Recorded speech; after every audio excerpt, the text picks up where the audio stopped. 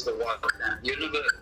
The lobby group Action for Freedom has taken the Health Department, the Minister Joe Pachla, to court about the revised proposed health regulations and the consultation process.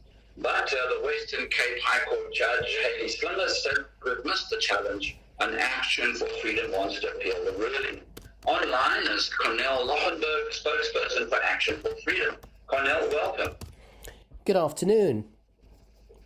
Right, tell us about this urgent application at the court. I believe it had something to do with the consultation process in terms of the revised health regulations, emergency health regulations. Yes, I heard your introduction that you said that the court case was related to the revised draft health regulations. If you don't mind me saying, I just need to correct that.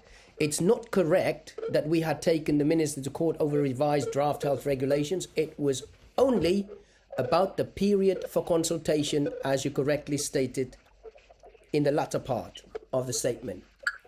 Right, okay, we've got that established. So what was it that Action for Freedom was finding that was not satisfactory with the length or with the consultation process? Good question, really good question.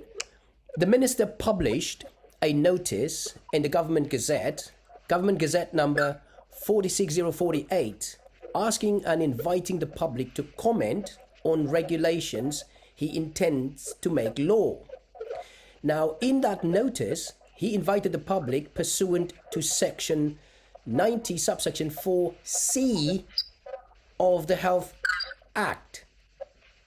Now, 90, subsection 4C of the Health Act only gives the minister power to publish or to promulgate regulations without public consultation. But if you want public consultation, he needs to publish those regulations consistent with the consultation contemplated in Regulation A of the same section.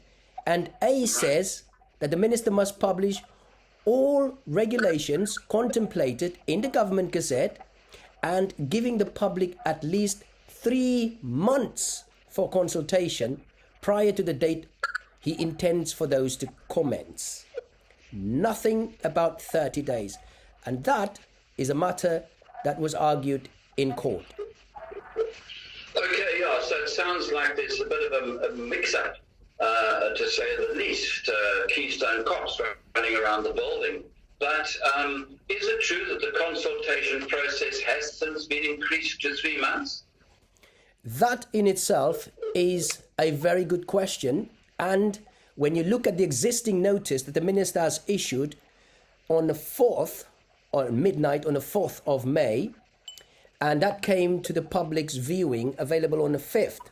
When you read that notice, it states that the minister is giving an extension to the public. He says he's extending the period for public consultation by 3 months. But when you look at the actual date of this notice, it's dated the 4th. Now, when he says extending by 3 months, this notice, he doesn't specify which notice he's referring to. Is he referring to the notice number 2060 or notice number 1882 under Government Gazette number 46048? He doesn't specify that. Now, what he does state to the public and tell the public about is he says that he's giving them time to comment up until the 5th of July. If you look at the up until the 5th of July, he must be counting from the 5th of May. That's 60 days. That's not 3 months. All right, so looks like somebody can't do their maths somewhere in government. I don't know. You're perfectly entitled to draw your own conclusions there. I'm getting really confused with all these numbers, I must confess.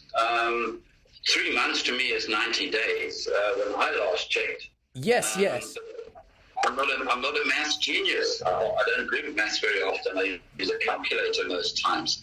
On a sort of a less frivolous note, I do believe that you are going to be appealing the challenge, your court challenge with Judge Haley Slingers, that you are going to be appealing it. Yes, you're making the correct observation there, Shafiq.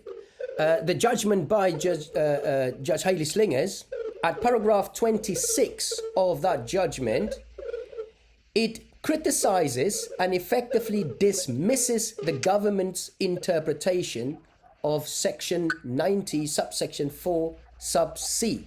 The government's argument was, oh, the minister has the power to limit the period of consultation to 30 days. And according to their interpretation, that is what subsection C means. The court said that is not supported in the Act. It doesn't hold water. Now, strangely enough, the court then turns around in the same judgment and criticizes and dismisses our interpretation by using the reason and interpretation that the government gave. Now, that doesn't make sense. No, it doesn't. In fact, it looks like the judge is as confused as I am. So the judge should have less reasons to be confused than a regular journalist. Yes, and as we say, that is what the document, that is what is stated in the document, in the judgment. So, on the basis of that and many other provisions in the judgment which do not make sense, which are highly questionable, not just on a point of fact, but also on a point of law.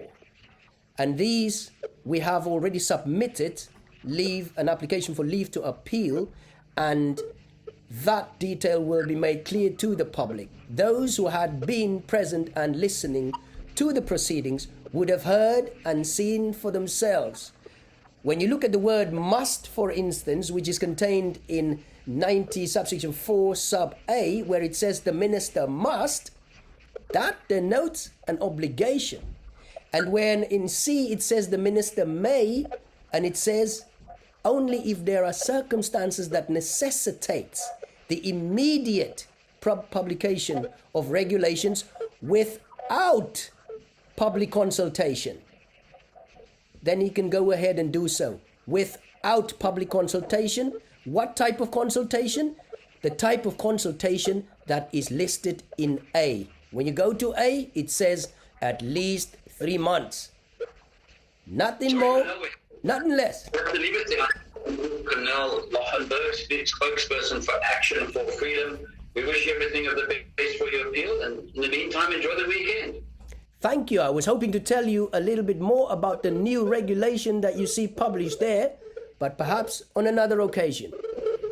Another occasion, most definitely. We won't forget that. Thanks for chatting to us. You're welcome. Thank you, Shafiq. Take care.